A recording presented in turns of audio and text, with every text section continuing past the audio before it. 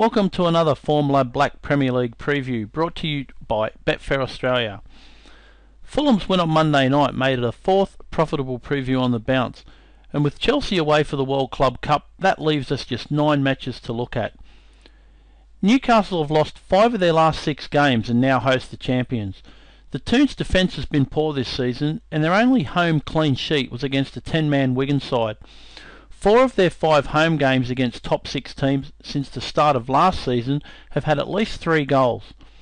However, 7 of City's last 8 trips to middle third teams have had fewer than 3 goals. City's form is hardly spectacular, and with Newcastle's troubles, this looks a match to avoid.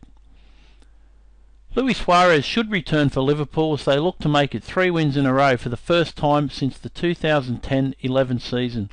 Their good recent run has been largely based on a solid defence, as they've scored more than once in just 1 of their last 7 home games, and 16 of their last 24 home matches have had fewer than 3 goals. This includes 8 of their 10 home games against bottom half teams. Villa have scored just 20 goals in their last 30 games, with 22 matches having fewer than 3 goals, and 4 of the past 5 meetings between the teams have had fewer than 3 goals. Man United went 6 points clear last weekend, and they've won 20 of 21 home games against bottom half teams since 2010-11. Furthermore, this includes 18 win-wins. Over 3.5 goals is a possibility, as this has been the case in 12 of these 21 United games.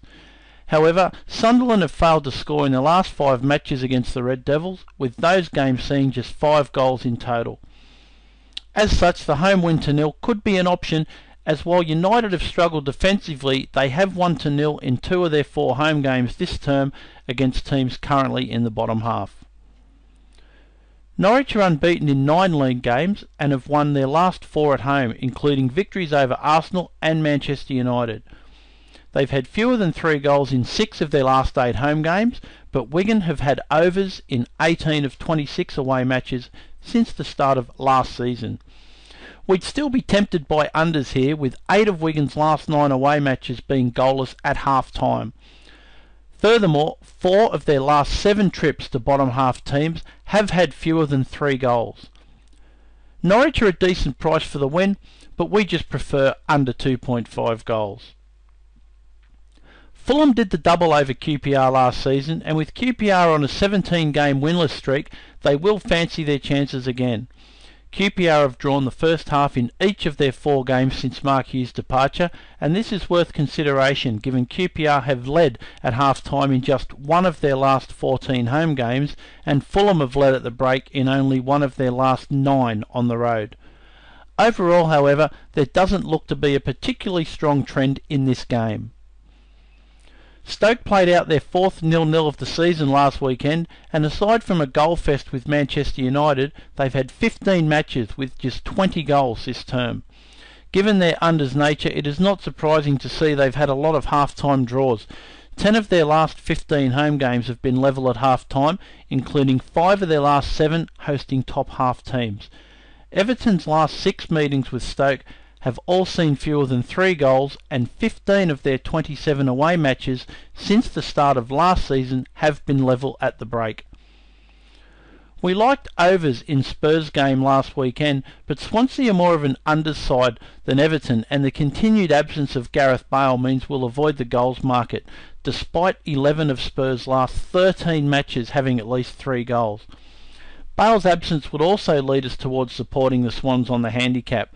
However, 11 of their 14 away defeats since the start of last season have been by more than 1 goal, while Spurs have a good record of winning by more than 1, as they've done in 12 of 17 home victories since the start of last season, so the handicap doesn't appeal. West Brom are still 6th, but have lost 3 in a row and have kept just 1 clean sheet in their last 11 games. West Ham also have problems, however, with Mohamed Diarmi joining Andy Carroll in the physio room. West Brom have won 10 of their last 15 home matches and have scored first in 12 of the last 16. Meanwhile, the Hammers have conceded first in each of their last 5 games and have been losing at half-time and full-time in 3 of their 4 trips to top half teams since their promotion. Reading have lost 5 in a row, although 4 of those were on the road, and while they've won only 1 of their 7 home matches, they have scored in 6. The Gunners haven't kept a clean sheet at a promoted team since the 2007-08 season. However, one of their problems this season has been a lack of goals, and 6 of their 8 away games have had fewer than 3 goals. Given the conflicting goal trends and Arsenal's inconsistent performances this year, we're going to look to avoid this match. So that's 5 recommendations this weekend, and for even more, try out Formula Black, which covers over 40 leagues.